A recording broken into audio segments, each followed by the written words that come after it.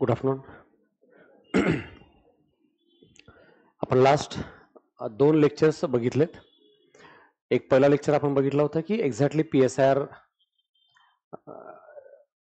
का घ्यावं किंवा PSIRचं काय महत्व आहे, PSIR मध्ये एक्झॅक्टली टॉपिक कुठले येतात, त्या विषयाचं विशेष MPSC UPSCच्या डिस्क्रिप्टिव्ह पॅटर्नमध्ये काय आहे त्याचं महत्व,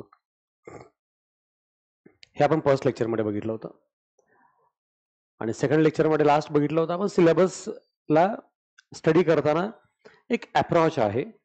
पर्टिक्युलर टॉपिक करताना त्याच्याकडे त्याच अँगलनं बघितलं पाहिजे. मार्क्सवाद पॉलिटीमध्ये वेगळा येतो, मार्क्सवाद पॉलिटिकल सायन्समध्ये वेगळा येतो. बाबासाहेब आंबेडकर राज्यघटनेमध्ये वेगळे आहेत, राज्यशास्त्रामध्ये वेगळे आहेत. कारण बाबासाहेब आंबेडकरांचे राज्यघटनेत आपण त्यांनी केलेल्या संवैधानिक कार्याचा आढावा घेतो, पण राज्यशास्त्रामध्ये बाबासाहेब आंबेडकरांच्या आयडिओलॉजीचा अभ्यास होतो, त्यांच्या थॉट्सचा अभ्यास होतो. एक थिंकर्स म्हणून आपण त्यांच्याकडे बघतो. हे डिफरंट आहे. आणि असंच प्रत्येक टॉपिक विषयाबद्दल आहे. आणि ते समजलं तर कोणत्याही टॉपिकला कसं रायटिंग करायचं आहे त्या डायरेक्शनमध्ये आपलं काम सोपं होतं. अन्यथा अगदी UPSCच्या बाबतीत बोललं तर प्रश्न खूप सोपा होता पण समजला नव्हता, म्हणून खूप मोठी चूक झाली असं होतंय. आणि डिस्क्रिप्टिव्ह पॅटर्नमध्ये क्वेश्चन्स बरेच लेंदी असतात, स्पेशली UPSC मध्ये ते 4-4, 5-5 लाईनचे प्रश्न असतात. ते आता आपण आज बघणार आहोत. आणि म्हणून 2 गोष्टी मी क्लिअर केल्या. एक, PSIRचं इम्पॉर्टन्स आणि रोल काय आहे म्हणजे ॲज अ ऑप्शनल. आणि दुसरा, सिलेबसला कसं पाहायचंय त्याचा अप्रोच, जे आपण लास्ट लेक्चरमध्ये बघितलं. आणि या लेक्चरमध्ये आपण बघणार आहोत आयोगाचे पेपर्स. हे पेपर बघूनच 4-5 गोष्टी तुमच्या मनामध्ये येतील. एक येईल, एवढं सोपं असतं. दुसरं येईल, बरंच अवघड आहे असं वाटतंय.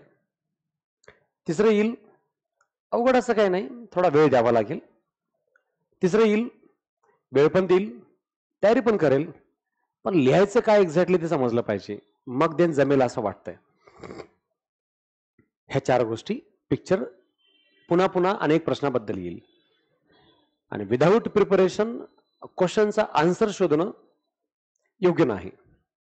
पण क्वेश्चन का आलाय, क्वेश्चन तसाच का आलाय, क्वेश्चन सिलेबसनुसार कुठले येतात, म्हणून मी तुम्हाला अगोदर लास्ट लेक्चरमध्ये सिलेबस दाखवलाय. आता त्या सिलेबसला पकडून पेपर 1 मध्ये पहिल्या टॉपिकवर, पेपर 1 मध्येच इंडियन थिंकर्स वरती, वेस्टर्न थिंकर्स वरती कुठं काय प्रश्न येतो हे आज तुम्हाला सांगायचंय. आणि जे मी तुम्हाला कालच्या लेक्चरमध्ये बोललो होतो की मी तुम्हाला फर्स्ट लेक्चरमध्ये पेपर 1 मधले किती क्वेश्चन सॉल्व्ह करायचे, पेपर 2 मधले किती सॉल्व्ह करायचे, आणि असं सॉल्व्ह करायची टेक्निक डेव्हलप केली तर 20-30% सिलेबस अभ्यास नाही केला असेल तरी पेपर 100% अटेम्प्ट करता येतो. किंवा अटेम्प्ट करता नाही आला 10-20% तरी आपल्या रिझल्टवर काही परिणाम पडत नाही. हे मी फर्स्ट लेक्चरमध्ये त्याच्याबद्दलचे तुम्हाला चार्टमध्ये काही पॉईंट लिहून दाखवले होते. आणि पार्ट 1, पार्ट 2, पार्ट 1, पार्ट 2 असं मी बोललो होतो पेपर 1 आणि पेपर 2 मध्ये कसं करायचंय. तर त्या डायरेक्शनमध्येच याचंही उत्तर इथं आपल्याला शोधायचं आहे. म्हणून ह्या प्रश्नांकडे स्टेप बाय स्टेप एक एक प्रश्न कुठल्या टॉपिकचा आहे, त्याचं उत्तर एक्झॅक्टली कुठं आहे, काय लिहायला पाहिजे, ह्याचं त्याबद्दलचं एक इंट्रोडक्शन मी आज देतोय. एक एक प्रश्नाचं उत्तर एक्सप्लेन करणं एवढा वेळ आज नाहीये. आणि आज मी सांगितलं तरी तुम्हाला ते उत्तर कळणार नाही, कारण तुम्ही अजून काहीच वाचलेलं नाहीये किंवा तुम्हाला त्या रिलेटेड काही माहिती नाही. पण तुम्हाला आयडिया येईल की यस एक्झॅक्टली प्रश्न तरी कसा येतो. म्हणजे उद्यापासून मी महात्मा गांधीजी, बाबासाहेब आंबेडकर शिकवायला सुरू केलं तर तुम्हाला लक्षात येईल की यस यांच्या रिलेटेड कसा प्रश्न आलेला आहे. म्हणून ते मार्ग सोपा व्हावा आणि डोक्यात एक विशिष्ट थीम असावी ज्या डायरेक्शनमध्ये आपल्याला प्रिपरेशन करता यावं, यासाठी हा आजचा पेपरचा मेन ऑब्जेक्टिव्ह आहे. जेवढे जास्त होतील तेवढे जास्त पेपर आज मी सांगण्याचा प्रयत्न करेल. आणि याचं कम्प्लीट पूर्ण जे बुकलेट आहे ते आज येईल असं अपेक्षित होतं मला, पण ते तुमच्यापर्यंत पोहोचलं नाही. उद्याच्या लेक्चरमध्ये ते तुम्हाला मिळेल.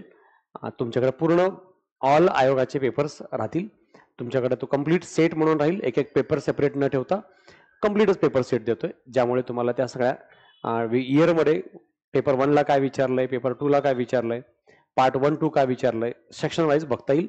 आणि प्रत्येक लेक्चरच्या वेळेस ते बुकलेट सोबत ठेवलंय, तर तुम्हाला एक्झॅक्ट अंदाज येईल की अजून येस असा असा पेपर आलाय, क्वेश्चन येतोय, तर मला लिहायला काही अवघड जाणार नाही. याप्रमाणे आपण त्याच्याकडं एक सेक्शन मध्ये बघूयात.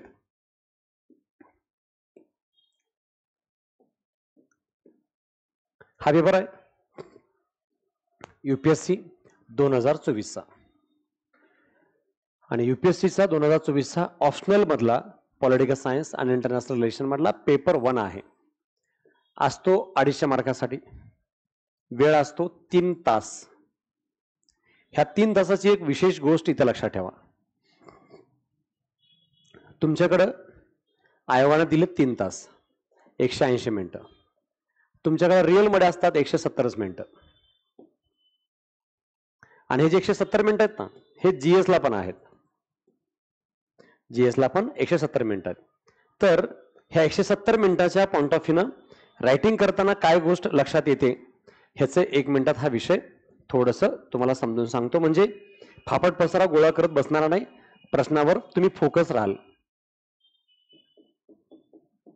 180 आयोगाने मिनिट दिलेत, आपल्याला लिहायला मिळतात 170 मिनिट.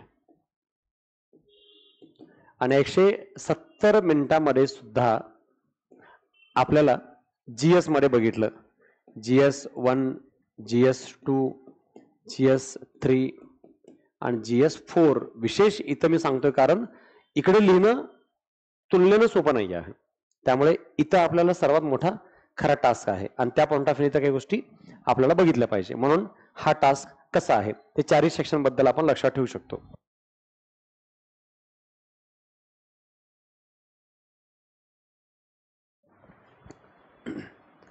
तर या सगळ्या पेपरमध्ये आपल्याला 10 प्रश्न आहेत, 10 प्रश्न आहेत, टोटल एकूण 20 प्रश्न आहेत. आणि हे जे 10 प्रश्न आहेत ना, ह्या 10 प्रश्नामध्ये सांगितलंय आयोगाने 10 मार्कासाठी आणि त्या आयोगाने सांगितलंय 15 मार्कासाठी. 10 मार्कासाठी सांगितलंय 100 शब्द लिहायला आणि इथे सांगितलंय किती शब्द आहेत, 150 शब्द लिहायला.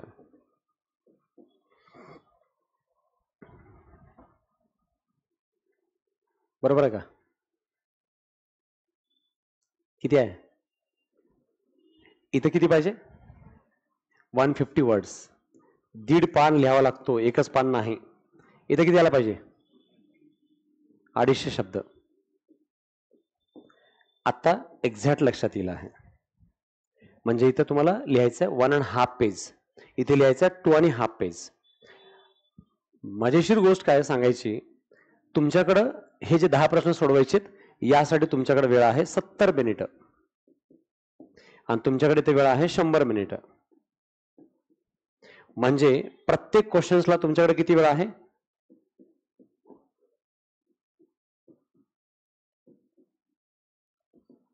7 मिनिटं, 10 प्रश्न आणि 10 मिनिटं 10 प्रश्न. एक प्रश्न लिहायला 7 मिनिटाचा वेळ आहे. 7 मिनिटामध्ये आपल्याला लिहायचे किती 150 शब्द लिहायचे. आता ह्याचा अजून पुन्हा मायक्रो बघितलं तर काय लिहेल, ऑन एन ॲव्हरेज 2 मिनिटामध्ये तुम्हाला हाफ पेज लिहायचं आहे.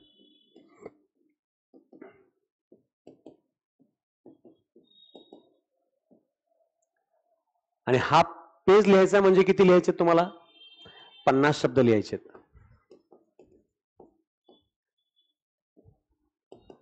बरं हे सगळं आत का विचार करावा लागेल इथं आज, कारण वाचणं खूप सोपं आहे, नोट्स काढणंही खूप सोपं आहे, पण त्या 2 मिनिटांमध्ये हाफ पेज लिहिणं हे सर्वात मोठं चॅलेंज आहे. म्हणून रायटिंग प्रॅक्टिस महत्वाची आहे. या डायरेक्शनमध्ये आपण तेवढं एक्झिक्यूट काम करत असू तर त्याचा उपयोग फायदा होणार आहे. म्हणून आपल्याला याप्रमाणे विचार करावा लागेल. भलं इथं ठीक आहे, इथं अजून कसं आहे बघा, 10 मिनिटांमध्ये तुम्हाला 250 शब्द लिहायचे, म्हणजे इथं किती शब्द लिहावे लागतात 10 मिनिटांमध्ये 250 शब्द लिहायचे. म्हणजे तुमच्याकडं 2 मिनिटामध्ये इथे पण 50 शब्द आहेत. इमॅजिन करून चला. म्हणजे आयोगाने कॅल्क्युलेशन कसं केलंय,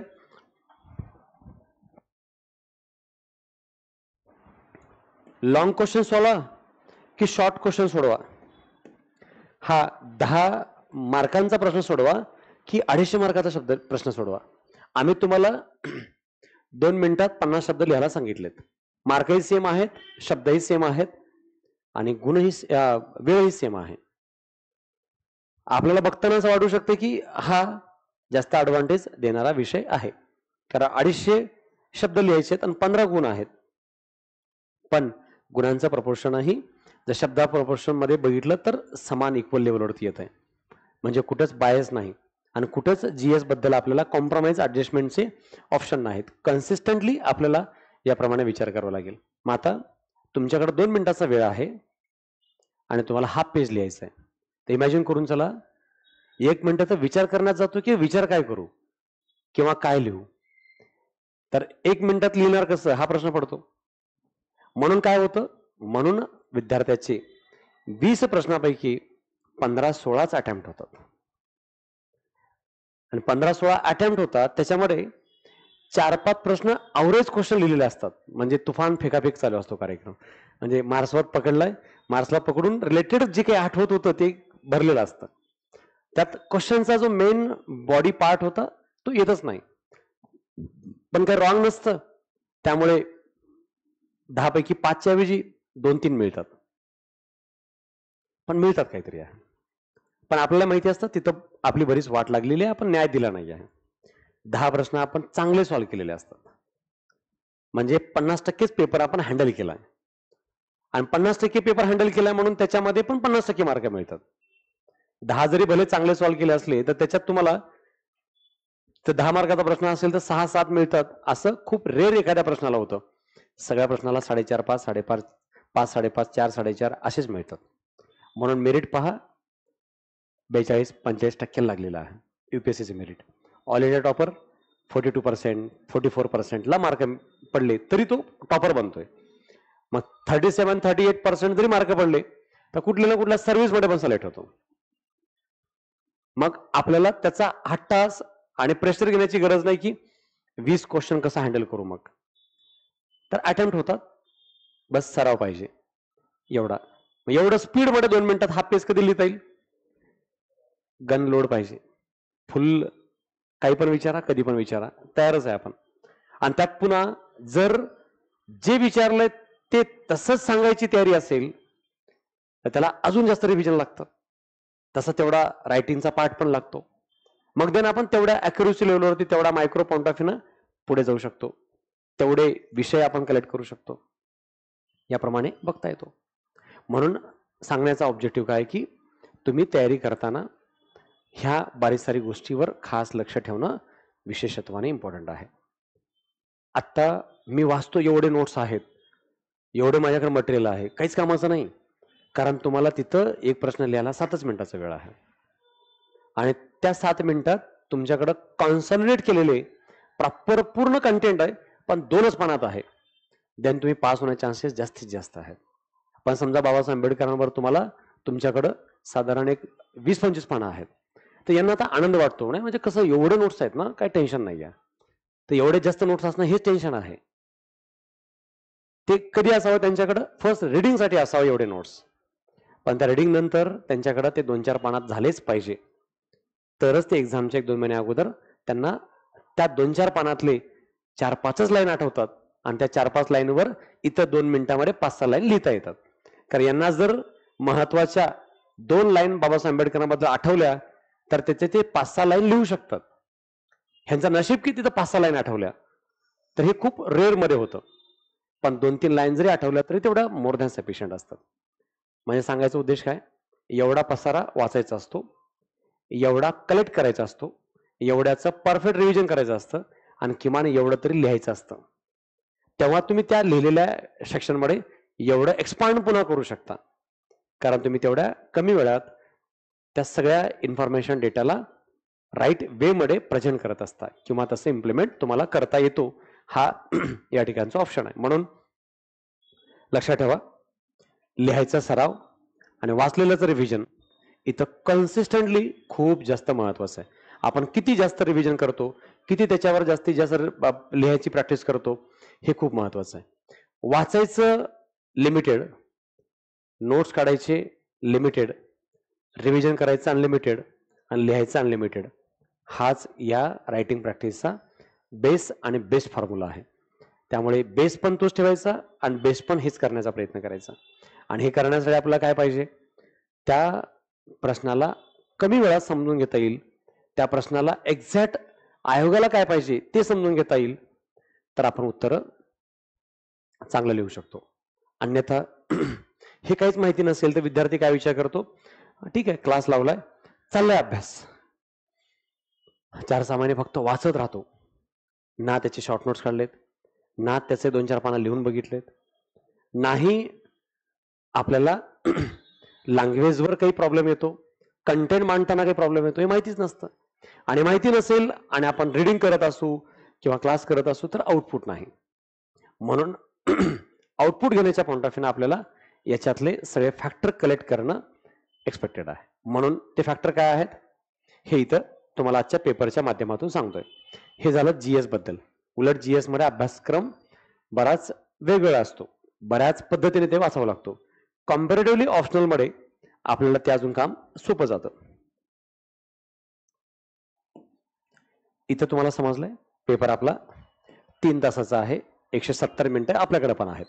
आता हे पेपर कसं आणि काय सॉल्व्ह करायचंय त्याबद्दल मी सांगतो. इथं आयोगाने ऑलरेडी सूचना दिली आहे तुम्हाला सगळ्याला. दोन्ही गटातून पेपर सोडवायचा आहे, भाग ए आणि भाग बी मधून. आणि त्या दोन्ही भागातला पहिला आणि 5वा प्रश्न कंपल्सरी आहे, जे मी पहिल्या लेक्चरमध्ये सांगितलंय. सेम पॅटर्न एमपीएससी ला आहे म्हणून सांगतोय, या डायरेक्शन मध्ये प्रिपरेशन करता येईल आपल्याला यासाठीच. आता पहिला आणि 5वा कंपल्सरी आहे.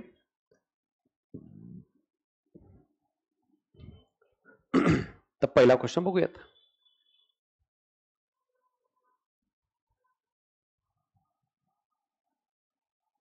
हा पहिला क्वेश्चन आहे पहिल्या पेपर मधला पार्ट 1. पार्ट 1 मध्ये काय होतं मी मागे सांगितलंय, ऑल थिअरीज, राजकीय सिद्धांत, न्याय, समानता, लोकशाही, विचारधारा, आयडिओलॉजी आणि विचारवंत, हे सगळं जे सर्वात डिफिकल्ट पार्ट आहे तो पार्ट हा आहे. मग आता तुम्हाला क्वेश्चन सांगतोय. प्रत्येक क्वेश्चन किती लिहायचं आहे, 150 शब्दामध्ये. ऑप्शन आहे का, नाही. ऑल पेपर इथं सोडवायचं आहे. म्हणून मग इथं आपल्याला ऑप्शन सोडवायचा नाहीच आहे, जे करायचं ते पूर्ण करावं लागेल.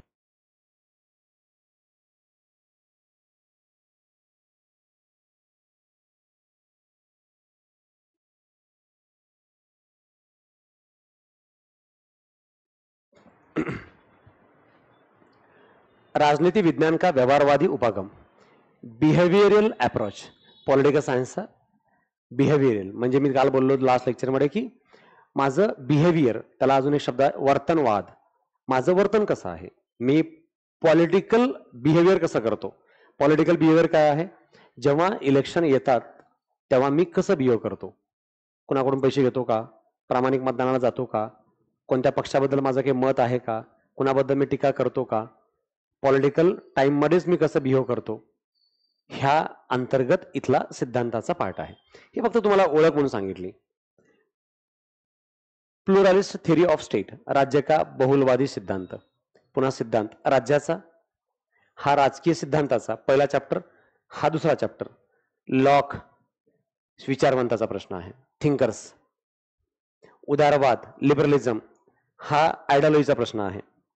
शक्ती तथा आधिपत्य के बीच संबंध, बिटवीन पॉवर आणि हेजिमनी मध्ये काय नेमकं फरक असतो.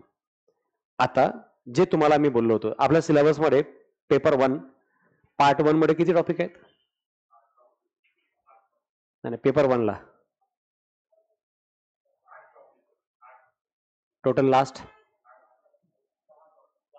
10 टॉपिक आहेत. 10 टॉपिक. ह्या 10 टॉपिक पैकी लास्ट जे 3 आहेत ना, 10वा 9वा आणि 8वा, एवढे जरी केले ना तर इथले 2 किंवा 3 प्रश्न सोडवता येतात. वरचे 7 नाही केले तुम्ही काहीच तरी तुम्हाला टेन्शन नाही आहे. वरचे 7 नाही केले तरी, आणि वरचे 7 सोपे आहेत.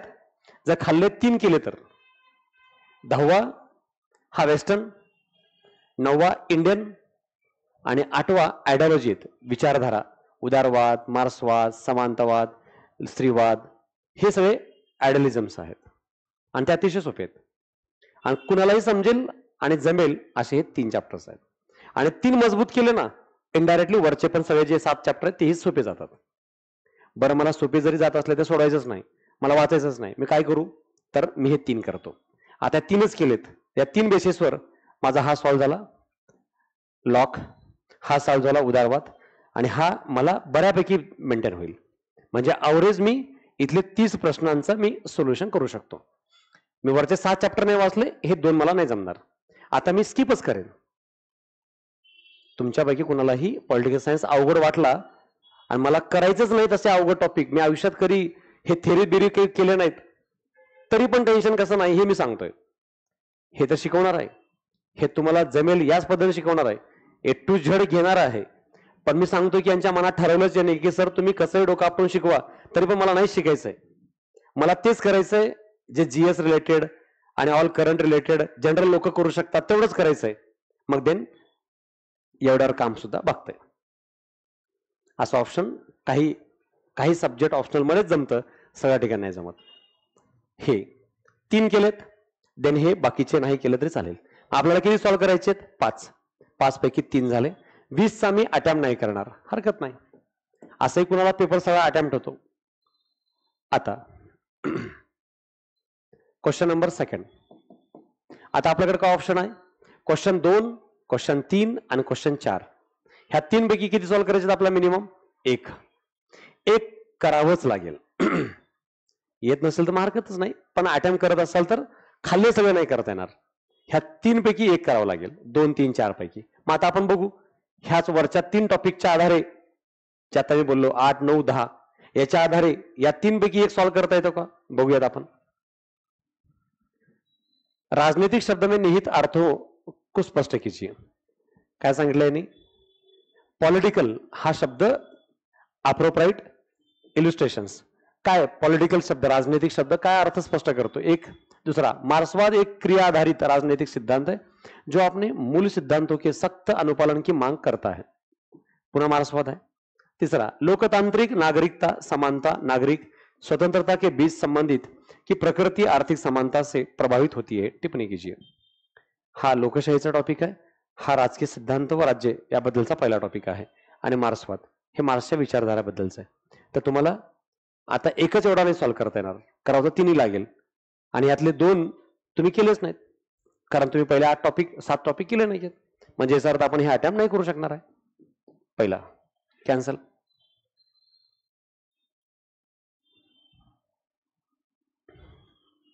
मानवाधिकारों पर बहस सार्वभौमिक सांस्कृतिक सापेक्षवाद दोनों की सीमाओं के बीच फंसी हुई है. विमर्शी लोकतंत्र नागरिकों के मध्य सार्वजनिक मुद्दों संबंध में लोकतांत्रिक निर्णय को बढ़ावा देने का प्रयास करता है. विवेचन कीजिए. हा टॉपिक आयडियोलॉजीचा आहे, इथे सिद्धांत वगैरे काही केलं नाही तरी चालेल.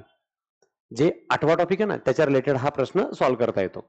मानवाधिकारावर जी चर्चा होते ना, त्याची चर्चा सार्वभौमता आणि सांस्कृतिक सापेक्षवाद याच्या मधली चर्चा आहे. तर याच्यामध्ये सांस्कृतिकता नावाचा एक टॉपिक आहे, त्याच्यामध्ये धर्मशास्त्र वगैरे हे सगळे टॉपिक आहेत, आणि त्याच्याच खाली पुढे लोकशाही बद्दलचा पार्ट आहे. हा एक आहे जो आपल्याला पहिले 7 टॉपिक न करताही सॉल्व्ह करता येतो. हा एक. आता दुसरा आणखी एक बघा, प्रश्न क्रमांक 4.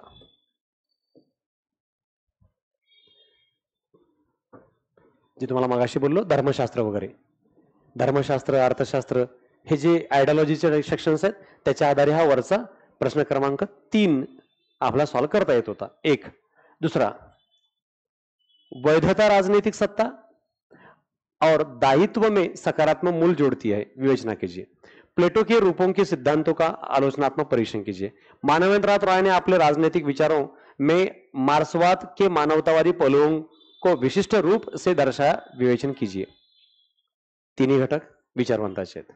आपण काय करणार आहोत, विचारवंत. विचारवंताचा पाठ क्लिअर आहे. प्लेटो, मानवेंद्र रॉय आणि पुन्हा इतर पॉलिटिकल थिरीज बद्दलचाच पार्ट आहे, म्हणजे थिंकर्स. इथं थिंकरचा प्रश्न आलाय, आपल्याला एक सॉल्व्ह करायचं आहे, मोर दॅन सफिशियंट आहे. आता झंझट संपली पेपर वनची. पेपर वनचे 10 टॉपिक आहेत, मला कसलंही बर्डन नाही. ते येतील नाही येतील जमतील, मला कसलंही प्रेशर न घेता हे इझिली हा पार्ट 1 हँडल करता येईल. आणि जे आयोगाची रिक्वायरमेंट आहे त्याप्रमाणे मला काय इथं करता आलं नाही. Paper 1 sorry part question number 1 20 question माझे मिस झालेत, 20 मार्काचे, फक्त तेवढाच मिस झालाय.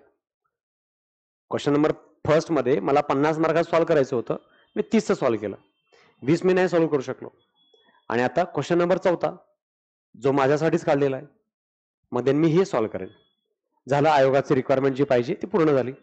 आता आपला प्रांत सुरू होतो, ज्याच्यासाठी पॉलिटिकल सायन्स घेतलेला आहे तो प्रांत. इथं तुम्हाला काय करायचं आता, आता 5वा तर कंपल्सरी आहे. बघा काय काय सांगितलंय. भारतीय संविधान में संवैधानिक नैतिकता, आपल्या कॉन्स्टिट्यूशन मध्ये कॉन्स्टिट्यूशनल इथिक्स सांगितलेत. म्हणजे काय, आज सरकार अनेक वेळा कॉन्स्टिट्यूशनल कामं करतंय, पण इथिक्स मात्र घसरत चाललेत, इथिक्स मात्र कमी होत चाललेत, नैतिकतेला थारा राहत नाहीये. ह्याला रिलेटेड एक्झाम्पल द्यायचे. मग आता असे अनेक एक्झाम्पल आहेत, जसं की काश्मीर. काश्मीरबद्दल आपण कॉन्स्टिट्यूशनली सगळं लिगल काम केलेलं आहे, पण इथिकली काहीतरी कमी अधिक झाले की काय अशी टीका होताना दिसते. मग इथिक्स पण इम्पॉर्टंट आहेत. याबद्दल डॉक्टर बाबासाहेब आंबेडकरांचं म्हणणं आहे, कॉन्स्टिट्यूशनचं भविष्य सर्वाधिक टिकून आहे. पुढे येणाऱ्या लोकांनी, शासनकर्त्यांनी एथिक्स कसे जपलेत त्याच्यावर सगळं डिपेंड आहे. कारण शेवटी पुन्हा कोणतीही व्यवस्था चांगली वाईट नसते, एथिक्स कसे असतात त्याच्यावर सगळं डिपेंड असतं. संविधानाचा जनरल प्रश्न आहे. संविधान सभेचे उद्देश संकल्प स्पष्ट करा. कल्पना करा, 2024 मध्ये असा प्रश्न येतोय म्हणजे याच्यावर मोठं नशीब काही नाही आहे. काय आहे ह्याच्या डोकं लावण्यासारखं. उद्देश संकल्प, objective resolution of the constitution assembly. संविधान सभेचा ऑब्जेक्टिव्ह रिझोल्युशन काय, उद्देश पत्रिका रिलेटेड ऑब्जेक्टिव्ह रिझोल्युशनचा पाठ याबद्दलचा घटक इथं लिहायचा आहे, रिलेटेड संविधान सभेबद्दलचा पाठ. तिसरा, भारतीय संविधानामध्ये भाग 3 में विधिक उपचार, legal remedies in the part 3 the constitution of India. काय असेल हा प्रश्न, समजलाय का काही, कशा रिलेटेड असेल. मूलभूत हक्क. मूलभूत हक्कामध्ये पण काय लिहाल, कोणत्या आर्टिकल पासून लिहायला सुरू कराल, कुठल्या आर्टिकल लिहाल, स्टार्टिंग पासून 14 पासून काय लिहाल अजून. ह्याने तर मूलभूत अधिकार बोलले, पण मग ह्याच्यात कुठले आर्टिकल लिहाल, 19. ओके, अजून 17 लिहिणार. 17 का बरं, अस्पृश्यता रिलेटेड म्हणून. ओके, 32 लिहिणार. ओके, 21. ओके, 32 का बरं. ओके ओके, अजून काय लिहाल, काय वाटतं, चुकू द्या, हरकत नाही, जस्ट 14 लिहाल. ओके,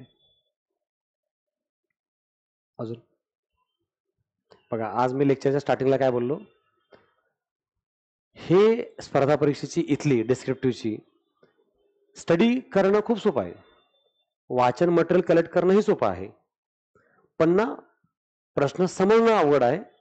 आणि समजला तर त्या प्रश्नाचं उत्तर जे समजलंय तेच लिहिणं ते पण अवघड आहे. म्हणजे इथं 2 बेंचमार्क आहेत. एक, प्रश्न एक्झॅक्ट समजून घेणे, मला समजलाय तर मला एक्झॅक्ट लिहिता येणे, अदरवाईज मी काय करू शकतो, रिलेटेड बरंच लिहू शकतो.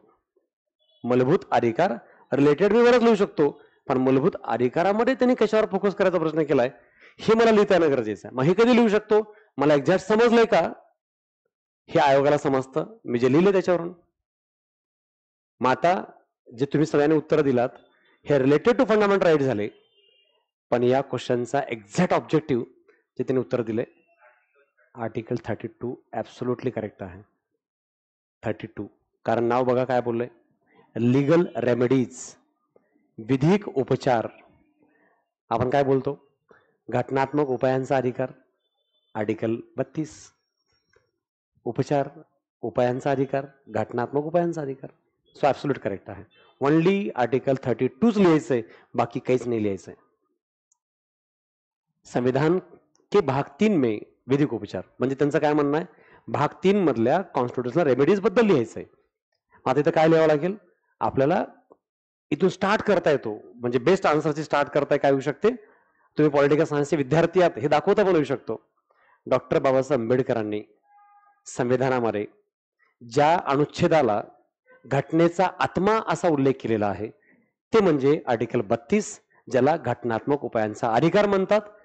ते मूलभूत अधिकार भाग 3 मधला सर्वाधिक महत्वाचा आणि घटनेतलाही महत्वाचा अनुच्छेद आहे. पहिला पॅराग्राफ 3-4 लाईन.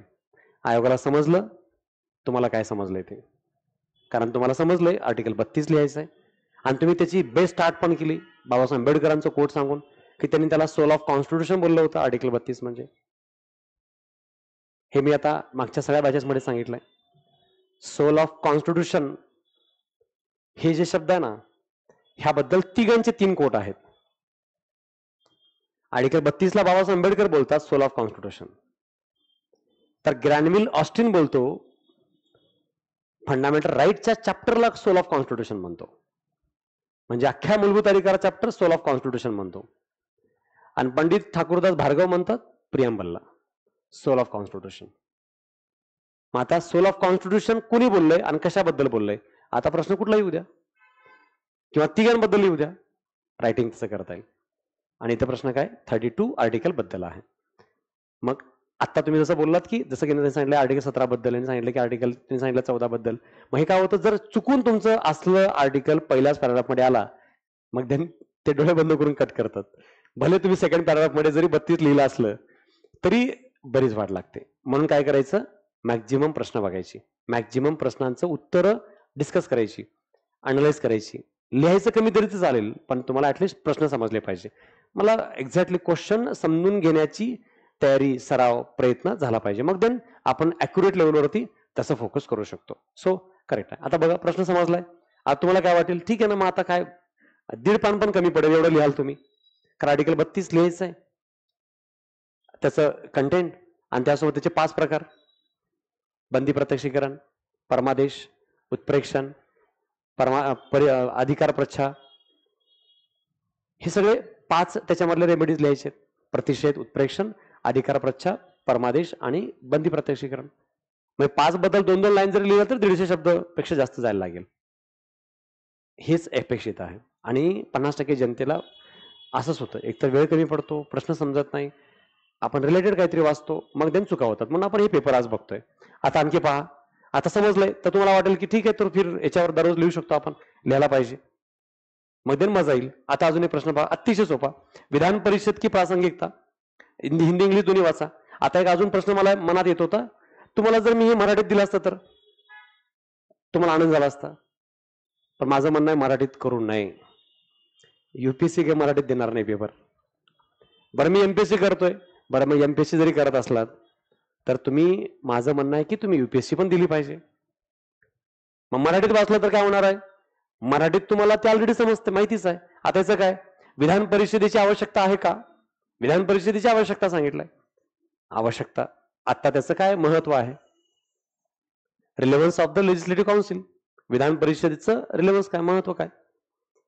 आता महत्व काय सांगणं काही डिफिकल्ट नाही, पण माझं ओपिनियन आहे की युपीएससीचे पेपर शक्यतो हिंदी इंग्लिशमध्येच वाचावे, कारण ती सवय लागते. आपण तिकडे एक जरी प्रश्न समजला नाही तर वाट लागू शकते. आतापासून त्या एका प्रश्नासाठी सगळे पेपर वाचणेच हा उपाय होऊ शकतो, कारण तिथे कुठला प्रश्न येईल, कुठला भाषा, कुठला शब्द येईल सांगता येत नाही.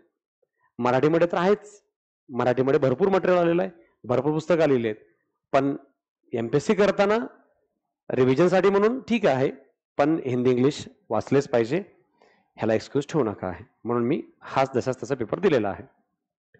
अरक विरोधी आंदोलन में महिलाओं की भूमिका, women's role in anti arrack movement. आता इथं आपल्याला सिलेबसमध्ये मुवमेंट आहेत, पर्यावरणवादी चळवळी, त्यासोबत महिलावादी चळवळी, त्यासोबत अहिंसात्मक चळवळ, हे सुद्धा सिलेबसला दिलेलं आहे. गांधीजीची अहिंसात्मक चळवळ, सविनय कायदेभंग चळवळ सुद्धा आपल्या सिलेबसला दिलेला आहे. तर हे एक चळवळीचा प्रश्न आहे. मग आता हे आपण कधी आयुष्यात वाचलं नव्हतं, मला काय त्याचं टाकू माहिती नव्हतं, ठीक आहे, जर माहिती नसेल तर. अदरवाईज हे आपण शिकलेलं असणार आहे, सिलेबसमध्ये येणार आहे, आपण ते शिकणार आहोत. यातला एक क्वेश्चन असा कुठला वाटतोय जे मला नाहीच जमणार आहे, हे फक्त तुम्हाला पहिल्यांदा वाटेल काहीतरी वाचलंय, आता तुम्ही शिकवलं नाही तुम्हाला म्हणून ते वाटेल, पण आता तुम्ही कधी ना कधी कुठेतरी घटने रिलेटेड वाचलंय म्हणून वाटलं की हे नाही ठीक आहे. पण आता हे सगळे टॉपिक शिकायचे आहेत, तेव्हा तुम्हाला त्याच्याबद्दल एक मजबूत राईट हँड कसा तयार होतो हे तुम्हाला प्रिपरेशन मध्ये परफेक्ट येईल आहे. आता पहिला क्वेश्चनचा इश्यू सॉल्व्ह झाला, म्हणजे क्वेश्चन नंबर 5 चा इश्यू सॉल्व्ह झालेला आहे. आता क्वेश्चन नंबर 6, आप कहां तक सहमत है कि संविधान की उद्देशिका में उल्लेखित सामाजिक आर्थिक न्याय को पूरा करने में राज्य के नीति निदेशक तत्व मौलिक अधिकारों म्हणजे मूलभूत अधिकार से अधिक मौलिक है. 3 टॉपिक एकत्र केलंय, 3 टॉपिक एकत्र आहेत. पहिला टॉपिक काय, तुम्ही कुठपर्यंत सहमत आहात. संविधानामध्ये जी उद्देश पत्रिका आहे त्या उद्देश पत्रिकेमध्ये शब्द आहे सामाजिक आर्थिक न्याय. मग सामाजिक आर्थिक न्याय जो उद्देश पत्रिकेत शब्द आहे याच्यातले उद्देश पूर्ण करण्यासाठी नीतिनिर्देशक तत्व म्हणजे डीपीएसपी मौलिक अधिकार से अधिक मौलिक है, म्हणजे तुम्ही कितपर योग्य सहमत समजता की मूलभूत अधिकारापेक्षा मार्गदर्शक तत्व हे जास्त काम करतात. कशासाठी, सामाजिक आर्थिक न्याय पूर्ण करण्यासाठी. मग तुम्हाला सांगायचंय काय म्हणणार आहे, तुम्हाला उद्देश पत्रिकेतला सामाजिक आर्थिक न्याय हा पूर्ण करण्यासाठी तुम्ही कशाच्या फेवर जास्त आहात, डीपीएसपीच्या की मूलभूत अधिकारांच्या, की डीपीएसपीच्या द्वारे हे जास्त पूर्ण होतात की मूलभूत अधिकाराच्या द्वारे हे पूर्ण होतात. काय वाटतंय,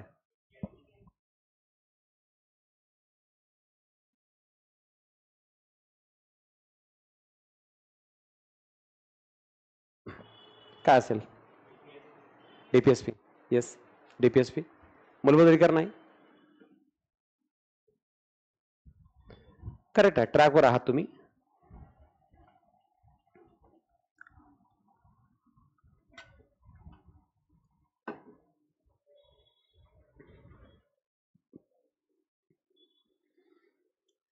आपल्या उद्देश पत्रिकेतला सामाजिक आणि आर्थिक न्याय पूर्ण करण्यासाठी राज्य प्रयत्न करतं आणि म्हणून राज्य डीपीएसपी द्वारे याबद्दलची अंमलबजावणी होत असते. मूलभूत अधिकारापेक्षा डीपीएसपी अंमलात येते. मग तुम्हाला याचे एक्झाम्पल सांगावे लागतील. वेगवेगळ्या योजना, अगदी आता आपण लाडकी बहीण योजना सांगतो, इथपासून ते सेंटरच्या योजना ज्याच्याद्वारे राज्य डीपीएसपीच्या माध्यमातून कसं काम करतंय. ज्या डीपीएसपी मध्ये आर्टिकल 37, 38, 39, 40, 43 कुठले आर्टिकल घ्या, योजना आहे सरकारची, कृषी रिलेटेड योजना आहेत, पोषण आहार आर्टिकल 47 योजना आहेत, article 46 SC ST OBC related योजना आहेत. मग प्रत्येक रिलेटेड जरी तुम्ही असं 2-4 लाईन टाकलात तरी याचा कंटेंट डेटा कंप्लीट होतो आणि याप्रमाणे आपल्याला त्याची माहिती लिहिता येतं. ह्याच्यासाठी असं अगदी भन्नाट असा अफलातून काही संशोधन करून खूप मेहनत करून वाचल्यानंतर काही कळतं आणि मग लिहिता येईल असं काहीच नाही आहे. फक्त प्रश्नाला फोड करून बघायचं, उत्तरापर्यंत जायचा पूर्ण मार्ग मिळतो. स्टेप बाय स्टेप बघितलात तर तुम्हाला यातला फरक समजेल कुठे काय आहे. सरळ पूर्ण स्टेटमेंट वाचलं काय लिहायचं कळत नाही, पण स्टेप बाय स्टेप बघितलं एक्झॅक्टली लिहिता येतं.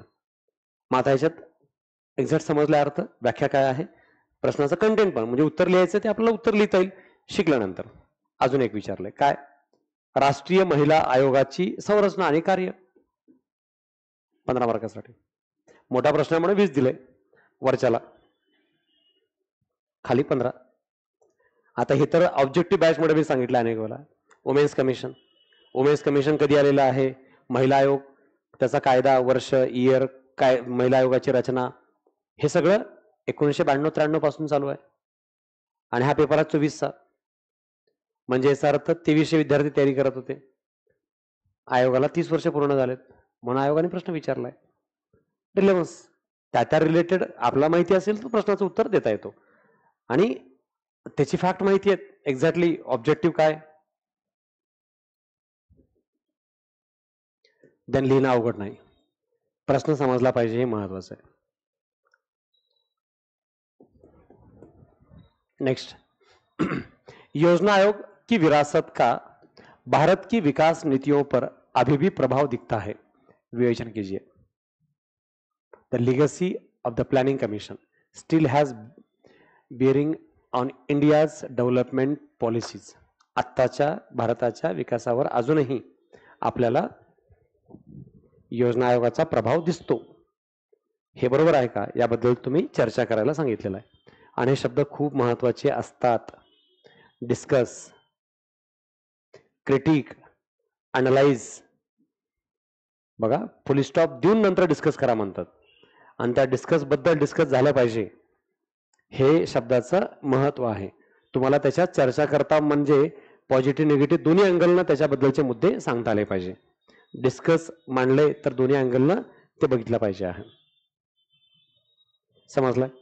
प्लॅनिंग कमिशन बद्दल सांगायचं आहे. आता नीती आयोग आलेला आहे म्हणून आयोगाने प्लॅनिंग कमिशन बद्दल प्रश्न विचारलाय की आजही नियोजन आयोगाचा इम्पॅक्ट कसा आहे. मग कोणत्याही योजना बनवताना सरकारचं बजेट पासून ते सेंट्रल गव्हर्नमेंटच्या प्लॅनिंग आताच्या नीती आयोगावर अजूनही इनडायरेक्टली आपल्याला प्लॅनिंग कमिशनचा इम्पॅक्ट, रोल, प्रभाव असलेला बघायला मिळतो. याप्रमाणे हे घटक आपण लिहू शकतो. 6वा प्रश्न, 8 प्रश्न लिहिता येतोय. 6व्या म्हटले 3 पण अटेम्प्ट करता येतात. आपल्याला किती घ्यायचे, तिथून खालून 2च घ्यायचे. एक तर आलाय. आता दुसरा बघा. स्वतंत्रता आंदोलन के दौरान म्हणजे स्वातंत्र्याच्या आंदोलनाच्या दरम्यान भारतीय समाज में समतावाद की स्थापना में दलित संघर्ष के योगदान की विवेचना कीजिए. हा दुसरा तिसरा टॉपिक आहे. दलित चळवळ, असहकार चळवळ, सविनय कायदेभंग चळवळ हे आपल्या सिलेबसचा पार्ट आहे. पर्यावरणवादी चळवळ, महिलावादी चळवळ हे अभ्यासक्रमातला पार्ट आहे. आणि याला रिलेटेड हा पहिला स्टेटमेंट आहे. काय सांगितलंय? समतावाद. समतावादामध्ये दलित संघर्षाचं योगदान सांगा, म्हणजे दलित चळवळीचा भाग सांगायचा. त्यानंतर ग्राम स्वराज्य याची रूपरेखा, नियोजनावर गांधीवादी दृष्टिकोन ह्याला समजून सांगायचंय. आणि हा लास्ट कडून टॉपिक आहे. 7, 8, 9च्या दरम्यान टॉपिक आहे. गांधीयन दृष्टिकोन असं सिलेबस मध्ये नमूद आहे. आणि ते सगळं आर्थिक, पंचायत राज, विकेंद्रीकरण या रिलेटेडचे हे अप्रोच आहेत. तिथे हा प्रश्न आहे सिलेबस मध्ये. हे तुम्ही आता कुठे वाचलेलं नाहीये, पण काय कॉमन प्रश्न आहे. याच्यासाठी मी भन्नाट काहीतरी पॉलिटिकल सायन्सच वाचतोय असं याच्यामध्ये काही येणार नाही, कारण हा थिअरीचा पार्ट नाही ना, थिंकरचा पार्ट आहे. हा कॉन्स्टिट्यूशनचा पार्ट आहे. तर पंचायत राज रिलेटेड हा घटक आपल्याला लिहावा लागतो. सरकार की निर्णयन प्रक्रिया में दबाव समूह की भूमिका का आलोचनात्मक आकलन कीजिए. मी कालच्याच लेक्चरमध्ये सांगितलं, दबाव गट, राजकीय पक्ष हा टॉपिक आपला सिलेबसला आहे. लास्ट कडून 3ऱ्या 4थ्या नंबरवरती. आणि तो हा प्रश्न विचारलाय. सरकारच्या निर्णय प्रक्रियेवर दबाव समूहाची भूमिका सांगा. आज जे काय आपण बघतो आंदोलन, मोर्चे, उपोषण जे चालू आहे, हे सगळं काय आहे? सरकारला आपण दबाव टाकतो की ते आमचं काम झालं पाहिजे. मग या प्रेशरमध्ये हे दबाव गटाची भूमिका कशी असते, हा या ठिकाणचा मूलभूत उद्देश आहे. आणि हे या ठिकाणी आपल्याला विचारात घेणे इम्पॉर्टंट आहे. म्हणून आपण सिलेबसचा टू द लाईन एक एक घटक केला प्रॉपर, तर प्रत्येक प्रश्नाला हँडल करता येतो. आता खालून लास्ट कडून 3-4 जे टॉपिक आहेत त्याच्या रिलेटेडचे 3 प्रश्न आहेत. फक्त हा वरचा आहे सेकंड, थर्ड, फर्स्ट टॉपिक मधला स्वतंत्रता आंदोलन हा फर्स्टच टॉपिक आहे. त्याच्या रिलेटेडचा पहिला स्टेटमेंट आहे. आणि खाल्ले 2 लास्ट 2 टॉपिक कडले आहे. पण सिलेबसच्या बाहेर आयोग जात नाही. सिलेबस मधला हेडलाईन जरी पकडल्या आपण तर त्याच्या रिलेटेड वाचलेलं पाहिजे. उत्तरं आपल्याला देता येतात.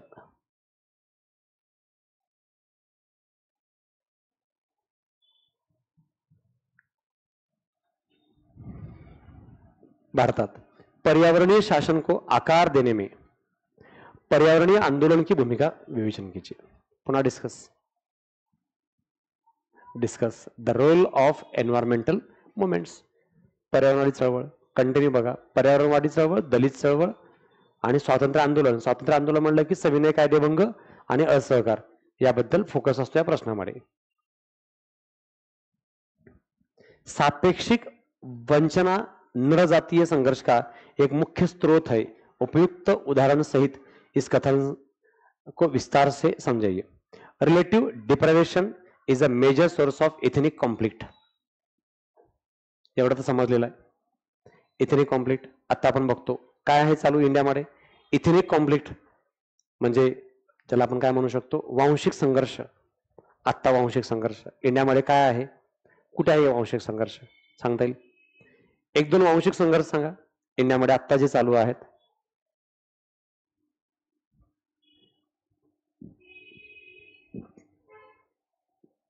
फक्त एक एक्झाम्पल सांगा, तुम्हाला येईल, 100% येईल. हा, मणिपूरमध्ये. यस, मणिपूरमध्ये कुठलं सांगता येईल, काय कसं?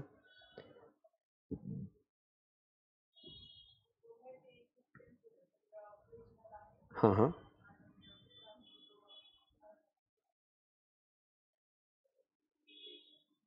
मैथिली. ओके, अजून?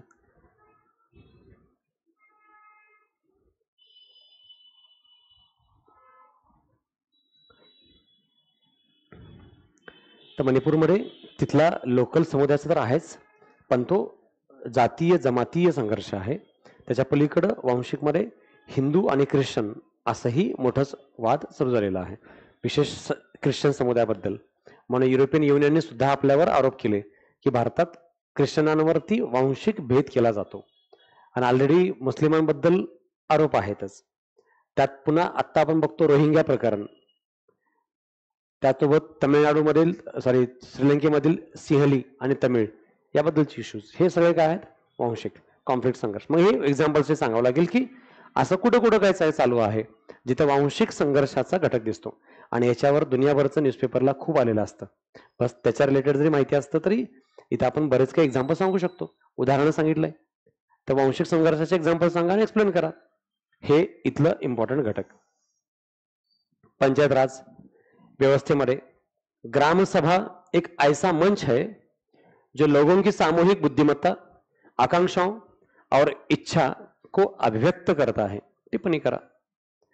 ग्रामसभा काय आहे, एक असं मंच आहे ज्या ठिकाणी सामूहिक बुद्धिमत्ता, सगळ्यांची निर्णय क्षमता आहे, बुद्धिमत्ता म्हणजे सगळ्यांचा सहभाग आहे, आकांक्षा अपेक्षा पण आहेत, आणि त्यासोबत इच्छा ला व्यक्त करतं. ग्रामसभा म्हणजे काय, सगळ्यांची बुद्धिमत्ता म्हणजे ज्ञान, कौशल्य, अपेक्षा आणि इच्छा व्यक्त करणारं सभागृह आहे. मग याच्यामध्ये आपल्याला काय सांगावं लागेल, ग्रामपंचायत म्हणजे खरी अर्थाने गावची ती संसद आहे. आणि गावच्या संसदेमध्ये या माध्यमातून आपल्याला काही कार्य विस्तार करणे, याच्या अंतर्गत आपल्याला काही विशेष विषयाची भूमिका पार पाडणं मोस्ट एक्सपेक्टेड आहे. याप्रमाणे या ठिकाणी आपल्याला ग्रामपंचायतीचं महत्व सांगावं लागतं. पंचायत राजचा टॉपिक आहे. पंचायत राज, वांशिक संघर्ष, पर्यावरणवादी चळवळ, हे ऑलमोस्ट पहिले 1-2 टॉपिक मध्येच प्रश्न टॉपिक येतात. आपल्याला सॉल्व्ह करायचे होते फक्त 2. मग आता 2 पैकी जे तुम्हाला सोपे वाटतात, तुम्हाला वाटलं की हा दबाव गटाचा, गांधीजीचा आणि आंदोलनाचा, स्वातंत्र्याचा, हे घेऊ शकता. तुम्हाला वाटलं नाही नाही हे सगळं चळवळीबद्दलचं बेस्ट आहे, हे घेऊ शकतो. आणि इथला हा घेऊ शकतो. पण बघा, कुठे आहेत राष्ट्रपती, कुठे आहेत संसद, इथं कुठे आहेत राज्यपाल, कुठे विधानसभा कामकाज, कुठे आणीबाणी वगैरे, प्रश्न कसे आहेत?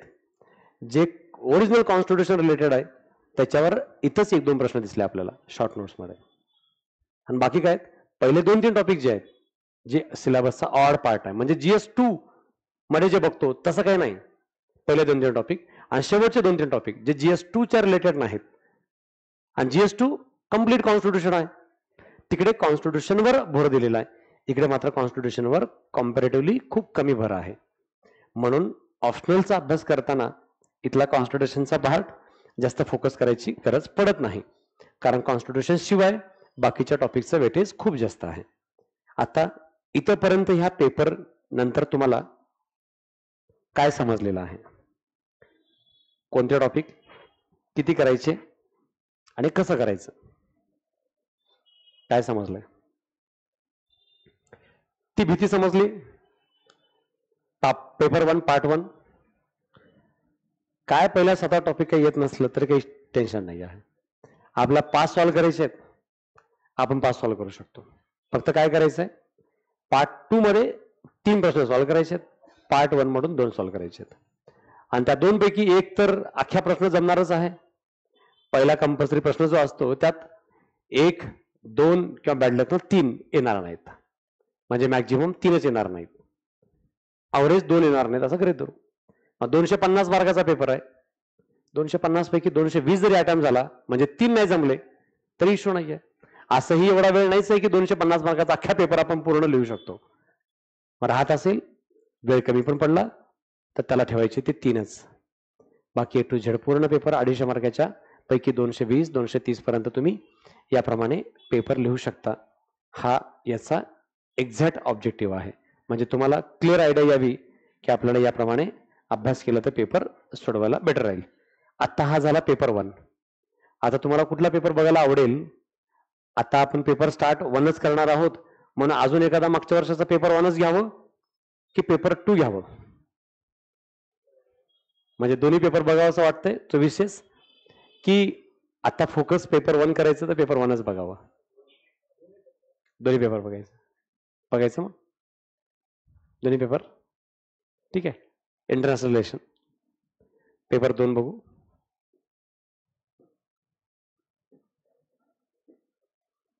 म्हणजे पॅटर्न कळेल पॉलिटिकल सायन्स अख्ख्या. पेपर 2 बघितल्यामुळे आपल्याला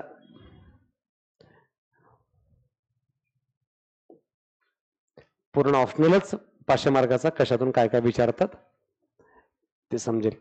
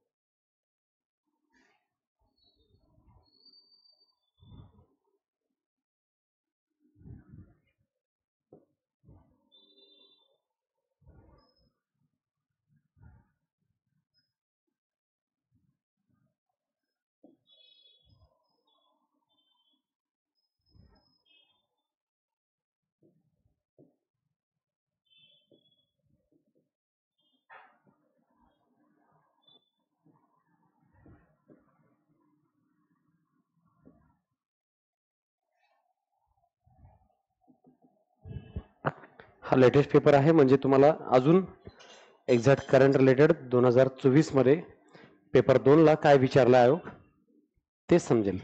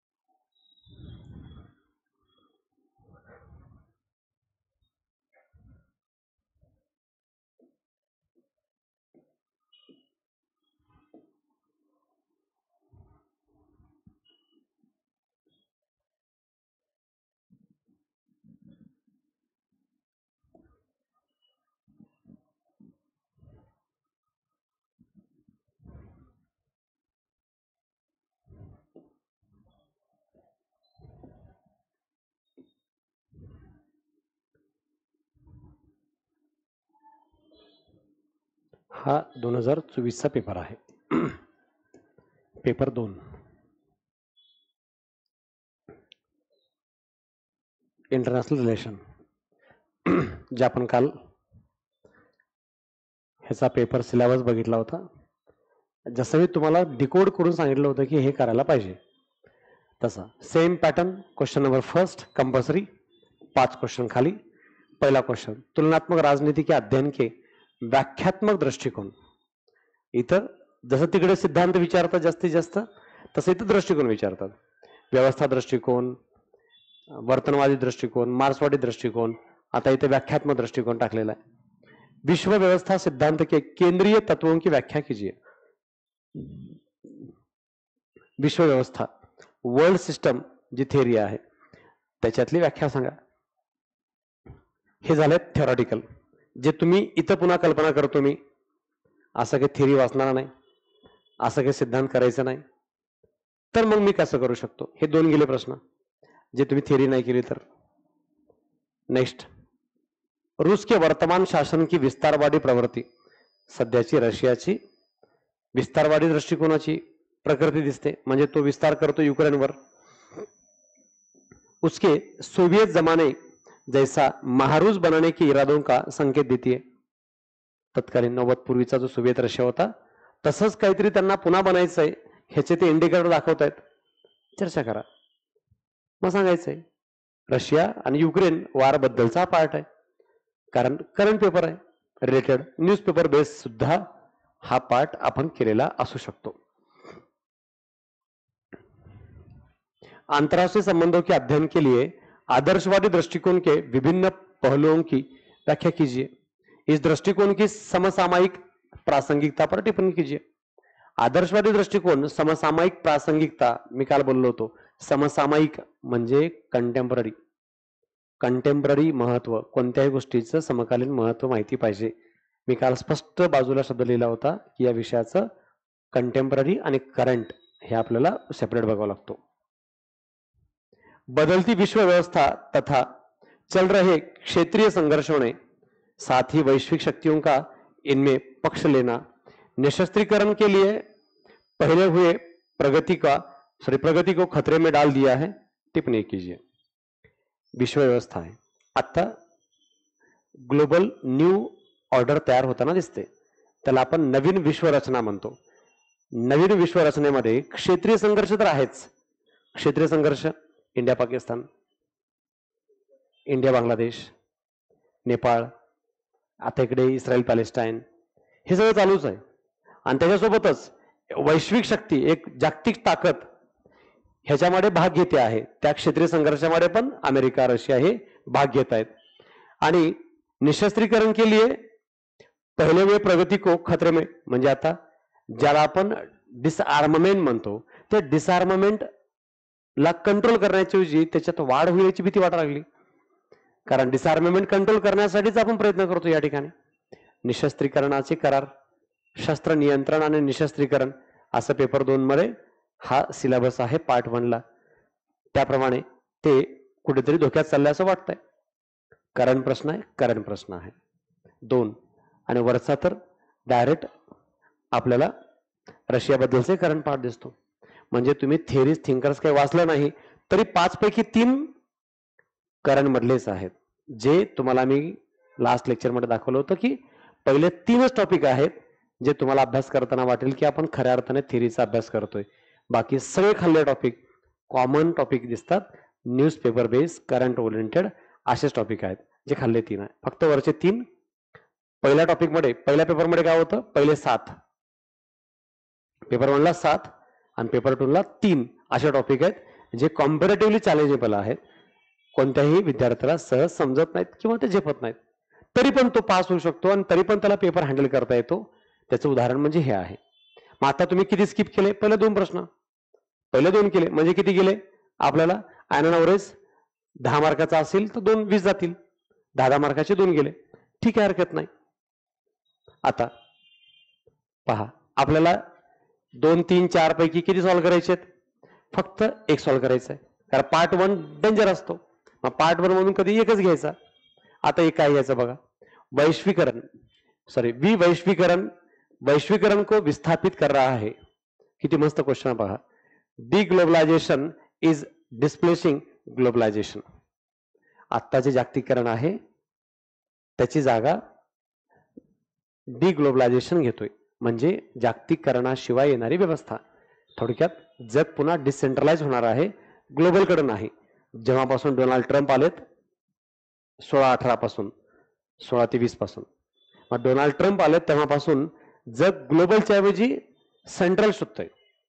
नॅशनलिझम वाढत चाललाय, इंटरनॅशनलिझम नाही। मग आता त्याचा हा अर्थ आहे की आपण ग्लोबलायझेशनच्या ऐवजी डिग्लोबलायझेशन कडे जातोय, ह्याचं विवेचन करायचं। 20 मार्क मग एक्झाम्पल द्यायचे। आज पॅरिस करार अमेरिका मान्य तयार नाही, युनायटेड नेशन्स नावाला राहिलेलं आहे, युक्रेन, रशिया, पॅलेस्टाईन, इस्रायल वार थांबवू शकले नाहीत, काहीच बोलत नाही कोणी। त्यासोबत आज उत्तर कोरिया, नॉर्थ कोरिया, दक्षिण कोरिया बद्दलचा पाठ, हे सगळे जे ग्लोबल वार चालू आहेत, इकडे बांगलादेश, म्यानमार, श्रीलंका हे वार, तिकडे दक्षिण आफ्रिकेमधले बरेच इंटरनल डिस्टर्बन्स आहेत, यात काय भूमिका आहे, ग्लोबल संस्था काहीच करत नाहीत। मग कोण लीड करतंय, अमेरिका किंवा रशिया करतोय। मग या रिलेटेड आपण डिसेंट्रलायझेशन कसं हवी होत चाललंय याचं उत्तर द्यायचं आहे। त्यानंतर उन्नत पुंजीवादी अर्थव्यवस्था म्हणजे विकसित भांडवलवादी अर्थव्यवस्था। पुंजीवादी म्हणजे भांडवलवादी। उत्तर आधुनिक राज्य की प्रमुख विशेषताएं क्या है। आता विकसित भांडवलवादी अर्थव्यवस्थेमध्ये उत्तर आधुनिक राज्याची प्रमुख वैशिष्ट्य सांगा. ह्याच्यामध्ये 2-3 प्रकार असतात. आधुनिक राज्य, उत्तर आधुनिक राज्य आणि नव आधुनिक राज्य. हे तुम्हाला मी जेव्हा थेरी शिकवेल सगळ्या त्यामध्ये हा कन्सेप्च्युअल पार्ट येईल आहे. स्टेप बाय स्टेप कुठे काय घटक असतो. जसं की उदारवाद, नव उदारवाद आणि उत्तर उदारवाद असं म्हटलं जातो. हा ज्याला आपण पोस्ट लिबरलिझम असं बोलतो, हा त्या कन्सेप्टचा पार्ट आहे. नाफ्ता की क्या खमिया थी. नाफ्ता जे आपण पेपर 2 मध्ये बघतो, इंटरनॅशनल अग्रीमेंटचा एक पार्ट. संयुक्त राज्य अमेरिका, मैक्सिको, कनाडा समझौते द्वारे इसके प्रतिस्थापना ने उनका प्रतिकार कैसे किया है, व्याख्या कीजिए. नाफ्टा संघटन मध्ये सुरुवातीची भूमिका अमेरिका, कॅनडा, मेक्सिको आणि त्याच्या माध्यमातून त्याचा प्रतिकार कसं केला गेलेला आहे त्याचा रोल सांगायचा आहे. आज नाफ्टाचं पण क्रिटिकल सिच्युएशन आहे, कारण गटबाजी वाढलेली आहे. अमेरिका वर्चस्व ठेवण्याचा प्रयत्न करतोय. मग हा प्रश्न करंट आहे नाफ्टाचा, हा प्रश्न आहे थिअरीचा आणि हा प्रश्न आहे करंटचा. म्हणजे क्वेश्चन नंबर 2 मध्ये 1 आणि 3 सॉल्व्ह करता येतो इझिली. 2 तुम्हाला आता नवीन वाटतो, पण तो नवीन नाहीये, तोही कन्सेप्च्युअल पार्ट आहे. याच्यासाठी काही थिअरी वगैरे मांडायची गरज नाही. तरी पण मी गृहीत धरतो की तुम्हाला प्रश्न क्रमांक 2 जमला नाही. पहिल्यामध्ये आपण 3 सॉल्व्ह केले, 2 सोडून दिले, म्हणजे 30 मार्काचा पेपर आपला अटेम्प्ट झालाय. आता आपल्याला अटेम्प्ट करायचा आहे ह्या 2, 3, 4 पैकी कोणताही एक. आता 2 तर आपण ऑप्शनला टाकला. आता क्वेश्चन नंबर 3 बघा. विश्व के विभिन्न देशों में महिलाओं के दैहिक अधिकारों के संबंध में हाल ही के प्रमुख सामाजिक आंदोलनों की चर्चा कीजिए. महिलाओं के दैहिक अधिकार, फिजिकल राइट ऑफ वुमेन. आता जगातल्या अनेक देशात, विशेष युरोपियन देशामध्ये महिलांच्या बऱ्याच चळवळी झाल्या त्यांच्या अधिकाराबद्दल, शारीरिक अधिकाराबद्दल. मग महिलांच्या शरीराचा त्यांचा अधिकार, त्याबद्दल राईट टू प्रायव्हसी पासून ते राईट टू फ्रीडम पर्यंत अधिकार कसा राहील याबद्दलच्या चळवळीचा आढावा घ्या. आता पहिलं सांगावं लागेल महिलांचे अधिकाराबद्दलचे संघटना रिलेटेड चळवळी. मग जगात कुणा देशात कुठे असं चालू होतं ते तुम्हाला करंट मध्ये आत्ता जे चालू होतं ते माहिती असलं पाहिजे. एक प्रश्न जो करंटचा आहे. विकासशील समाजों में लोकतंत्र के पोषण या स्थायीकरण में राजनीतिक दलों की भूमिका आलोचनात्मक परीक्षण कीजिए. विकासशील समाज म्हणजे आता डेव्हलपिंग समाज. डेव्हलपिंग समाजामध्ये लोकशाहीचं पोषण आणि स्थिरीकरण, लोकशाहीचा विकास आणि स्टॅबिलिटी लोकशाहीची, यामध्ये पॉलिटिकल पार्टीची भूमिका काय असते परीक्षण कीजिए. ऑब्झर्वेशन करायला सांगितलंय. मग आता आपल्याला सध्याच्या समाज व्यवस्थेमध्ये या दृष्टिकोनातून पॉलिटिकल पार्टीचा रोल सांगता आला पाहिजे. काय आहे पॉलिटिकल पार्टी काम करतात, राजकीय पक्षाचा प्रश्न आहे. ह्याच्यात पण सिद्धांत थिअरी वगैरे काही नाही. क्या आप इस विचार से सहमत है कि यूएसए संसार में अपना वर्चस्व कायम रखने के लिए रणनीति के पारंपरिक उपकरण के रूप में नाटो का उपयोग कर रहा है? Yes, exactly. आपल्या रणनीतीचा एक भाग म्हणून अमेरिका नाटोचा वापर करतोय. कशासाठी? जगावर आपलं राज्य टिकवण्यासाठी. नाटोच्या माध्यमातून ते वापर करतायत. यस, ऍब्सोल्युटली करेक्ट आहे. ते करतायत, यात काही शंका नाहीच. मग आता याच्यामध्ये हा करंट आहे, हा करंट आहे, हा करंट आहे. इथं महिलांच्या अधिकाराच्या चळवळीबद्दल आहे, हा लोकशाही बद्दलचा आहे आणि हा पूर्ण नाटो बद्दलचा प्रश्न आहे. ह्याच्यात कुठलाही थिंकर नाही, कुठलीही थिअरी नाही. म्हणजे जी मनात भीती असते ती मी काढतोय. कुठल्या थिअरीज कशा करायच्या, थिंकर्स कसे करायचे, मला जमेल का वगैरे काय संबंध नाही. काय केलं नाही तरी चालेल.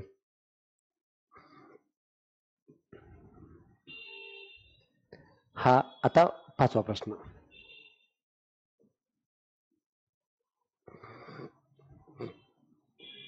हा 4था वाक्य होता.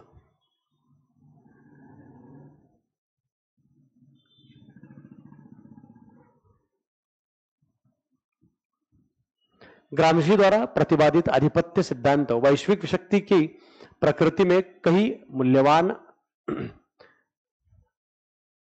अंतर्दृष्टी प्रदान करत आहे. ग्रामशीची थिअरी आहे हेजिमनीची. जी ग्रामशीची थिअरी आपण कुठे बघतो? पेपर 1च्या पार्ट 1 मध्ये ग्रामशीचे थॉट्स आहेत. त्याच्या रिलेटेड इथं काही आंतरराष्ट्रीय विचाराबद्दलची त्यांची थॉट्स आहेत, पण पुन्हा थेरीज नाही कुठलीही, फक्त तिकडला जो थिंकर आहे त्यालाच इकडे आपण घेतलेला आहे. एक. दुसरा, व्यापार बाधा हो म्हणजे व्यापाराच्या अडचणी आणि आर्थिक प्रतिबंध, इकोनॉमिकल बैरियर्स, की वापसी ने ज्ञात की भावना को क्षीण कर दिया है. इस संदर्भ में वर्तमान समय में WTO की अवनति म्हणजे WTOचं व्हॅल्यू घसरत चाललंय. योगदान देने वाले कारकों की चर्चा कीजिए. प्रश्नाचा अर्थ काय आहे? व्यापार अडथळे आणि आर्थिक प्रतिबंध जे जागतिक पातळीवर टाकले जातात त्याच्यामध्ये गॅटची भावना क्षीण कर दिया, म्हणजे गॅटची भावना संपलेली आहे, गॅटचं महत्व संपलेलं आहे. पण आता वर्तमान स्थितीमध्ये WTOची पण भूमिका कसं कमी होत चालली आहे, अवनती केली आहे. योगदान देणे वाले म्हणजे WTOची व्हॅल्यू कमी करण्यामध्ये कुणाचा रोल आहे? अमेरिकेचा रोल आहे की चायनाचा रोल आहे की अनेक अशा ज्या प्रादेशिक संघटना उभा राहिलेत त्यांचा रोल आहे? या रिलेटेड हा घटक आपल्याला समजला पाहिजे. म्हणून हा सेकंड पार्ट करंट गॅट करार WTO करार आहे. क्या आप इस विचार से सहमत है कि यूरोपियन यूनियन क्षेत्रीय समन्वय प्रक्रिया में अब तक का सबसे सफल प्रयोग प्रमाणित हुआ है? जर रिजनल इन्स्टिट्यूट मध्ये बघितलं तर आतापर्यंतची सक्सेसफुल इन्स्टिट्यूट म्हणून यूरोपियन यूनियनला तुम्ही मानता का? इसकी सफलताओं तथा हाल ही में उनके सम्मुख आई कुछ चुनौतियों का स्पष्टीकरण दीजिए. पहिला पाठ समजलाय? तुम्ही सहमत आहात की युरोपियन युनियन एक प्रादेशिक संघटना आहे जी बऱ्यापैकी यशस्वी झालेली आहे. हा तर काय यशस्वी झाले, ना तर काय यशस्वी झाले नाही, याप्रमाणे उत्तर लिहावं लागतं. दुसरा पाठ काय त्याचा? याच्या सफलता, याची यशस्वी झाली असेल किंवा त्यांच्या समोर काही आलेले आव्हानं होती आता रिसेंटली, ते स्पष्टीकरण द्या. सफल झाले तर सफल का आहे आणि आता रिसेंटली त्यांच्या समोर आलेल्या काही चॅलेंजेसचा आढावा घ्या. आणि आता बरेच चॅलेंजेस होते, आर्थिक, करन्सी विषयक, संघटन विषयक आणि राजकीय सुद्धा.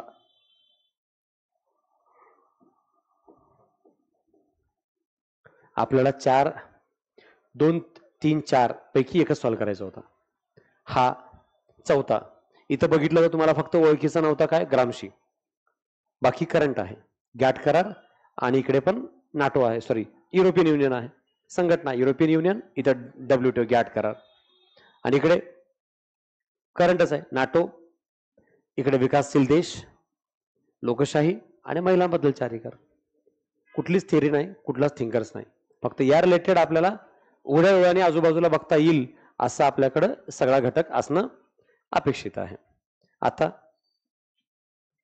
पाचवा प्रश्न जो आपल्यासाठी आहे, कारण आपण पॉलिटिकल सायन्सकडे पार्ट 2च्या पॉइंट ऑफ व्ह्यूने पाहतो, आपणच नाही अख्ख्या इंडिया पाहतो. कारण part 2 paper 1 part 2 paper 2 part 2 दोन्हीमध्येही सगळा कॉमन पार्ट आहे. GS रिलेटेड करंटच्या बाजूने आपण याच्याकडे बघतो. काय काय बघा, प्रश्न किती मोठे आहेत हे बघा.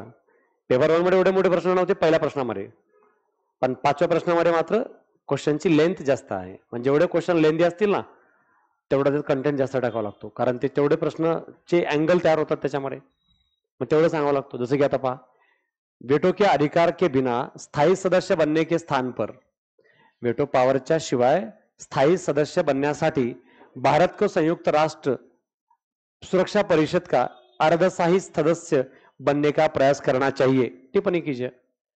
म्हणजे वेटो पॉवर मिळाल्याशिवाय भारताचं म्हणणं आहे आम्हाला अर्धस्थायी सदस्य तर नको, जर द्यायचंय तर वेटो पॉवर सहित द्या. आणि प्रश्न काय सांगतो, आता सिच्युएशन बघितलं असता भारत या ठिकाणी वेटो पॉवर शिवाय मिळणारं अर्धस्थायी सदस्यत्व घ्यायला हरकत नाही का? टिप्पणी कीजिए.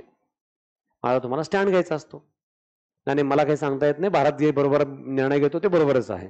अहो पण भारत काय निर्णय घेतो? असं मी आता बऱ्याच इंटरव्ह्यू मध्ये बघितलं की त्यांना विचारलं की मराठा आरक्षणाबद्दल तुमचं मत काय आहे? नाही सर, शासन जे निर्णय घेते ते बरोबर आहे. पण अहो सांगा की निर्णय काय घेतलाय शासनाने? नाही, ते न्यायालयाच्या रचनेच्या आत जे बसतं आणि संविधानानुसार ते योग्य आहे, ते शासन घेतलंय ते बरोबर आहे. पण घटनेत काय, न्यायालय काय म्हणतंय, शासन काय म्हणतंय, बोलायची भीती किंवा एक स्टँड घ्यायची भीती मनामध्ये खूप जास्त असते. तर जेव्हा तुम्हाला विचारलं तुम्हाला काय वाटतं, ओपिनियन द्यावंच लागतं. ते बरोबर असतं चुकीचं, योग्य की अयोग्य महत्वाचं नाही. तुम्हाला स्टँड घ्यावा लागतो. कारण तुमचा स्टँड ज्या पद्धतीने आहे त्या डायरेक्शनमध्ये तुम्हाला त्याचे एक्सप्लेनेशन पण द्यावे लागतात. म्हणून मग स्टँड घेणं अपेक्षित असतं. तर घ्यावं का भारताने बिना वेटो पॉवरचं अस्थायी सदस्यत्व घ्यावं का, हा इथला प्रश्नाचा मूळ उद्देश आहे. भारत घेणार नाही आहे. कारण आपल्याला ही घेतलं की मग ते निपटवतील कार्यक्रम, पुढे काय मिळणारच नाही आहे. त्यामुळे भारताचा पूर्ण प्रयत्न आहे पूर्णकालीन सदस्य सुरक्षा परिषदेमध्ये जाणे. नेक्स्ट, ऐतिहासिक रूप से भूटान भारत का मित्र रहा, ऐतिहासिक पातळीपासून मित्र राहिलेला आहे. परंतु चीन भूटान के सीमा संबंधी मुद्दे भारत के लिए सुरक्षा के मुद्दे बन गए हैं. आता सध्या त्या दोघांचं जास्त जमतंय, नेपाळ भूटानचंही आणि श्रीलंका भूटान चीनचं पण. यामुळे आपले दोन काही खास मित्र होते ते आता बऱ्यापैकी चीनच्या फेवरमध्ये गेलेले दिसतात. मग याबद्दल उत्तर द्यायचंय म्हणून हा मूलभूत घटक सांगितलेला आहे. म्हणजे इंडिया भूटान आणि चीन बद्दलचा प्रश्न आहे.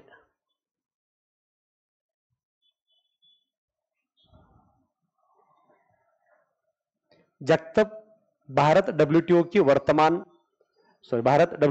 वार्ताओं में सक्रिय भागीदारी नहीं करता तब तक कोई प्रगति नहीं होगी.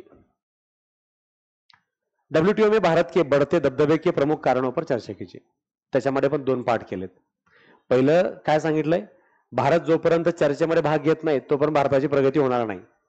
मग भारत काय करतो, जेव्हा चर्चेची खरी वेळ असते तेव्हा भारत अनेक वेळा अब्सेंट असतो, किंवा वोटिंगची वेळ असते तेव्हा आपण अब्सेंट असतो.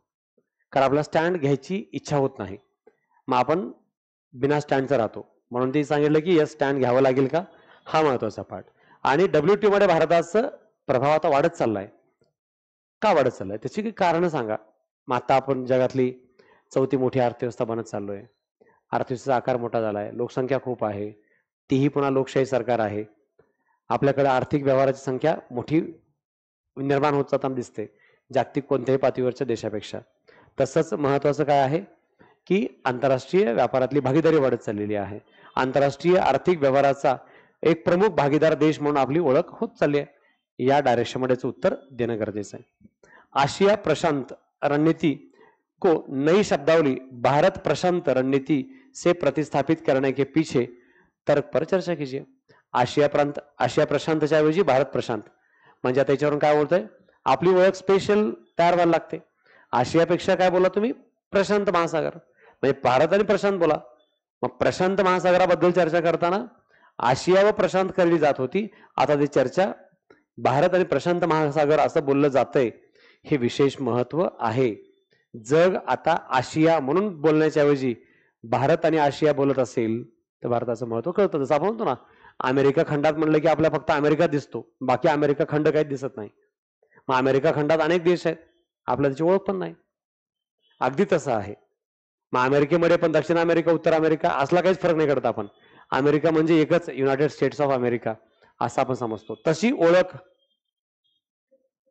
भारताची इथं हळूहळू होत चाललेली आहे. या अंतर्गत भारत आणि प्रशांत महासागर या पासून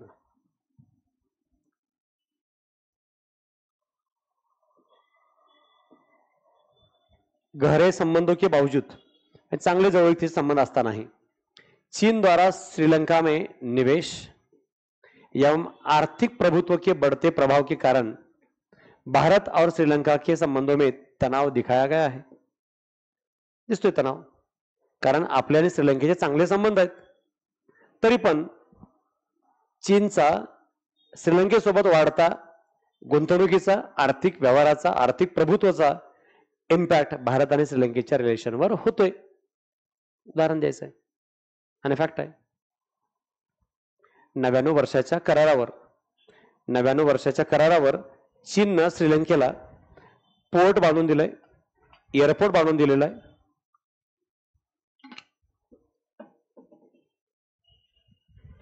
दुनियाभरची इन्व्हेस्टमेंट केली आहे, दुनियाभरचं कर्ज दिलंय. एवढं कर्ज झालंय की इकॉनॉमिकल सॉव्हर्निटी गमावून बसलं श्रीलंका.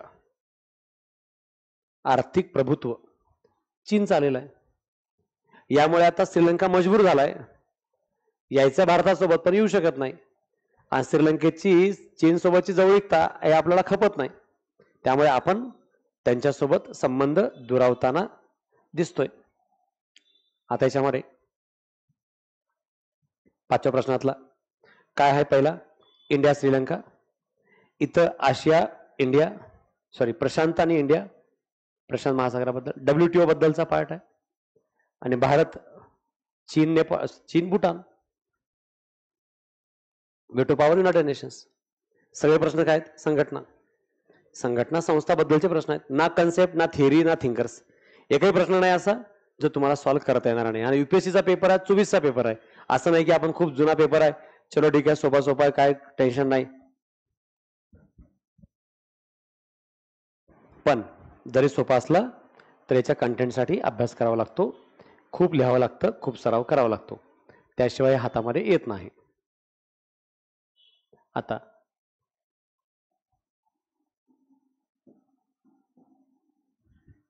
6वा प्रश्न. आपल्याला 6, 7, 8 पैकी 2 सॉल्व्ह करायचे आहेत, कारण आपण पार्ट 1 मध्ये एकच सॉल्व्ह केलेला आहे. आता इथं 2 घ्यायचे आहेत. क्या आप इस विचार से सहमत है कि हाल में भारत की विदेश नीति नेहरूवाद से नवउदारवाद की ओर संक्रमण की स्थिति में है? उदाहरणासहित स्पष्टीकरण द्या, समर्थन द्या. हा प्रश्न आहे पहिला टॉपिक, भारताचं परराष्ट्र धोरण, पेपर 2 मधला, पार्ट 2 मधला पहिला चॅप्टर भारताचे परराष्ट्र धोरणासंबंधित आहे. मग त्याच्यामध्ये नेहरूयन पॉलिसी आहे. आणि त्यानंतरच आता आपण बऱ्यापैकी न्यू लिबरलिझम कडे चाललोय. लिबरल पण नाही, न्यू लिबरल म्हणजे अति खुल्यापणाकडे चाललोय. अर्थव्यवस्था, राजव्यवस्था ही अजून जास्तीत जास्त खुली राहील याप्रमाणे इथं काम केलं जाते, असा घटक यामध्ये पाहायला मिळतो. मग सांगायचं काय? भारताची फॉरेन पॉलिसी नेहरू पासून ते आतापर्यंतची. क्या भारत और चीन के बीच बढ़ते टकराव को देखते हुए 21वीं सदी के एशियाई सदी होने का विचार संभव प्रतीत होता है? आता इंडिया आणि चीन मधले जर संघर्ष बघितले तर 21व्या शतकात हा घटक एशियाई सदी होने का विचार संभव प्रतीत होता है. म्हणजे म्हणतो ना आपण की 19वे शतक हे ब्रिटनचं होतं, 20वे शतक हे अमेरिकेचं होतं. 21वे शतक हे दोघं गाजवतात का? की फक्त चीनच गाजवेल? की भारत चीन गाजवेल? की भारत गाजवेल? कोण गाजवेल असं वाटतं सध्या? हा नाही, फक्त तेवढं एक असं नाही करून चालत. विश्व, जग गाजवण्याची ताकद, एम्पॉवरमेंट कुणाकडे आहे सध्या? आज चीनकडे आहे. आपल्या 23 पटीनं जास्त करन्सी चीनकडे आहे. आपल्या 4 पटीनं मिलिटरी आहेत. आणि मिसाईल पासून ते अँटीबॅलिस्टिक मिसाईल पर्यंत चायना आपल्या अनेक पटीनं अपग्रेडेड आहे. आपण इम्पोर्टेड वर आहोत बऱ्याच गोष्टी. फक्त एवढंच आहे की अनेक पटीनं पाकिस्तानपेक्षा आपण सुधारलेले आहोत. पण म्हणून आपण सक्षम आहोत असं म्हणणं म्हणजे गल्लीबोळातल्या गुंडासोबत 2-4 हाताखाली कानाखाली देण्याची ताकद ठेवण्याप्रमाणे आहे. कारण पाकिस्तान संपल्याच जमा आहे. पाकिस्तानसोबत संघर्ष करणे म्हणजे आपण खूप महान आहोत असं नाही. आपल्या डोक्यावर बसलेला ड्रॅगन हा चीन हा भयंकर आहे. आणि याच्यासोबत 2 हात करण्याची ताकद आपल्याकडे येईल त्या दिवशी खऱ्या अर्थाने आपण मजबूत झालो. त्यामुळे विश्वशक्ती आता बऱ्यापैकी अजूनही चीनकडे आहे. पण पुढच्या 20 वर्षात आपण काय काम करतो त्याच्यावर मात्र बरंच काही भविष्य डिपेंड आहे. मग 2040 नंतर ज्याप्रमाणे 1940 नंतर अमेरिकेनं जग गाजवलंय 1940 ते 2000, तसं 2040 ते पुढे 2099 पर्यंतच्या कालावधीमध्ये भारत जग गाजवू शकतो. पण यासाठी पुढचे 15-20 वर्ष खूप महत्वाचे. ओपिनियन बेस उत्तर द्यायचं आहे. 21व्या शतकामध्ये एक नवीन आंतरराष्ट्रीय आर्थिक व्यवस्था स्थापित करण्याचं लक्ष चालू आहे. त्याला आपण NIEO म्हणतो, न्यू इकोनॉमिकल इंटरनेशनल ऑर्डर आहे. ते स्थापित करने के लक्ष्य को साकार करने में वैश्विक दक्षिण के नेता, वैश्विक दक्षिण ग्लोबल वर्ल्ड जे साऊथचा आहे, साउथ ग्लोबल वर्ल्ड के नेता के रूप में भारत की संभावित भूमिका चर्चा कीजिए. ह्याच्यामध्ये उत्तर लिहायचं सरळ सरळ IBSA. India, Brazil, South Africa. वैश्विक दक्षिण, वैश्विक इंडिया, ब्राझील, साऊथ आफ्रिका. हे ग्लोबल साऊथ वर्ल्ड आहे आणि याच्यामध्ये इंडिया ह्या सगळ्यांचा नेता बनण्याचा प्रयत्न करतोय. ह्या सगळ्यांचा नेता होईल असं लिडरशिप सध्या आहेच. आपण सध्या ग्लोबली याचप्रमाणे तिथं लिडिंग रोल करतोय. त्यामुळे आपल्याला याच्याबद्दलची मतं द्यायची आहेत. खरंच भारत लीड करतो का आणि भारताला तशी संधी आहे का?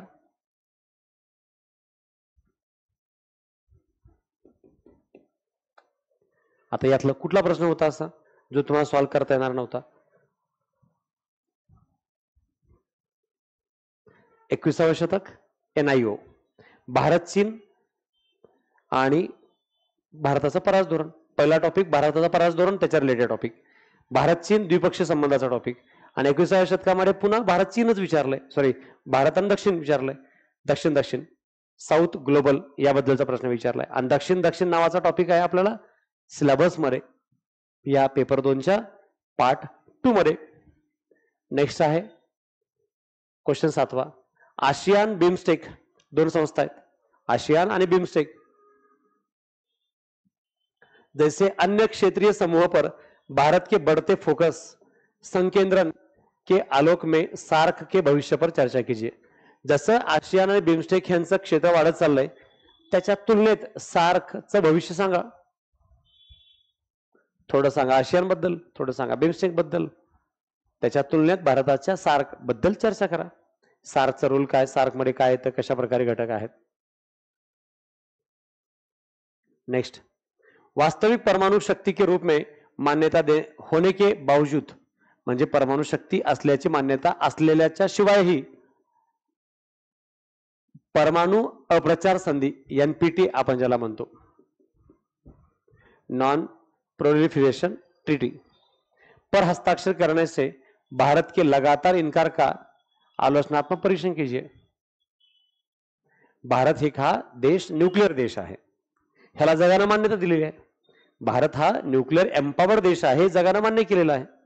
असं असतानाही भारत अजूनही NPTच्या करारावर का सही करत नाही? टीकात्मक मूल्यमापन करा, आलोचना करा, म्हणजे टीकात्मक चर्चा करा. मग त्याचे काही कारण आहेत. काय कारण आहेत? NPT वर सह्या केल्या तर आपल्या इथून पुढे टेस्ट करता येणार नाही कधीच, म्हणजे आपण इथे संपणार. दुसरं, आता जे तुमच्याकडे न्यूक्लिअर आहेत ते वेळोवेळी इंटरनॅशनल ज्या न्यूक्लिअर एजन्सीच्या इन्स्टिट्यूट आहेत त्यांना जर भारतात येऊन तपासायचं असेल तर ते कुठलेही न्यूक्लिअर रिॲक्टर साईट ते चेक करू शकतात, आपलं सगळं न्यूक्लिअर बघू शकतात. भारताचं म्हणणं आहे आम्ही इंडिया ॲज अ सॉव्हरेन देश आहोत, आमच्यावर कुणाचं राज्य नाही, आम्ही कुणाचे गुलाम नाही, त्यामुळे आम्ही कुणाला बांधील पण नाही, म्हणून भारत त्याच्यावर सही करत नाही. सही केलं की मग देन बरीच वाट लागणार आहे. नेक्स्ट आहे, भारत और USA इतने सशक्त राजनीतिक साझेदार बन गए हैं कि उन्हें औपचारिक सहयोग बनाने की आवश्यकता नहीं. म्हणजे आता एक औपचारिक फॉर्मॅलिटी म्हणून आपल्याला एक भारत अमेरिकेमध्ये काही कार्यक्रम, प्रोग्राम, परिषद बोलवायची गरज नाही. एवढे आपले क्लोज फ्रेंडशिप रिलेशन झालेले आहेत. टिप्पणी करायला सांगितलंय, पॉलिटिकल कमेंट करायचंय.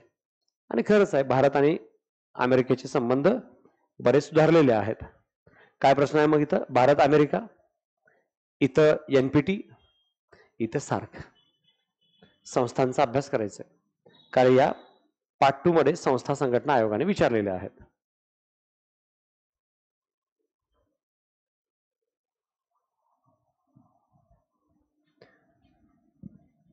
चल रहे इसराइल हमास युद्ध के मद्देनजर भारत की फिलिस्तीन नीति में निरंतरता और परिवर्तन आलोचनात्मक परीक्षण कीजिए. आता जे इस्रायल पॅलेस्टाईन चालू आहे त्याच्यामध्ये भारताचं पॅलेस्टाईन प्रति असलेला दृष्टिकोन कसा बदललाय, कसं बदलत चाललाय, निरंतर सातत्याने परिवर्तन कसं आहे, टीकात्मक परीक्षण कसा. आताचा करंट इश्यू आहे. उत्तर पूर्व क्षेत्र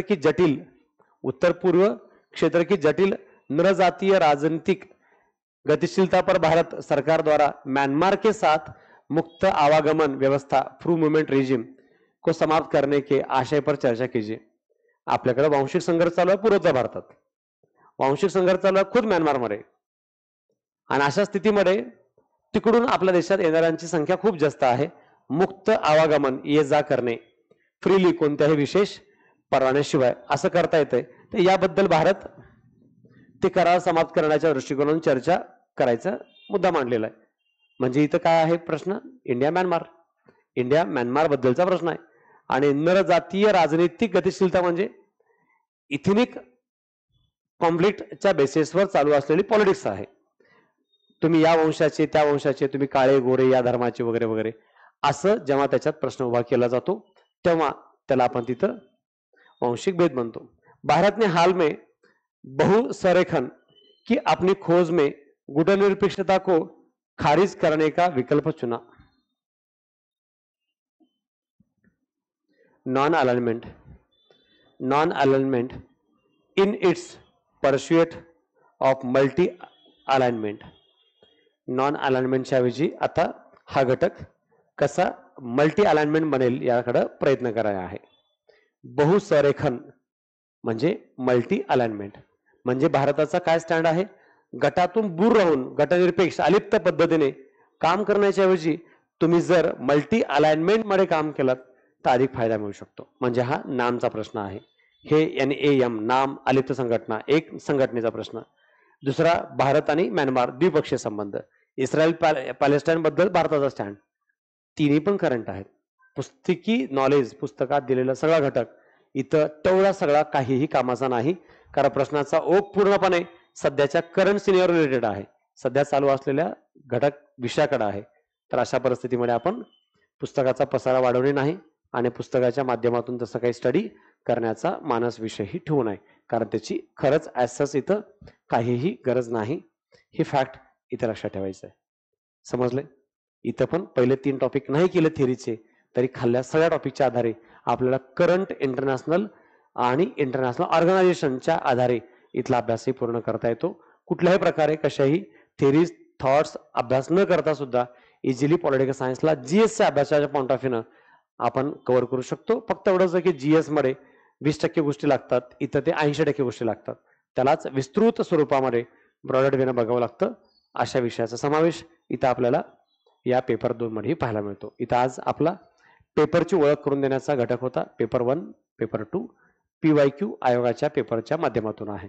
तर याच्या पुढे आता आपण बाकी टॉपिकला सुरुवात करू. त्यानंतर आजच्या लेक्चरमध्ये आपण इथे थांबूयात. बाकी समजलं सगळं? तुला कुठले टॉपिक करायचे, का करायचे, का नाही करायचे, जे आता लास्ट 2 लेक्चरपासून सांगितलंय तिथं आता मॅक्झिमम क्लिअर होऊन जाईल. ठीक आहे, चल थँक्यू.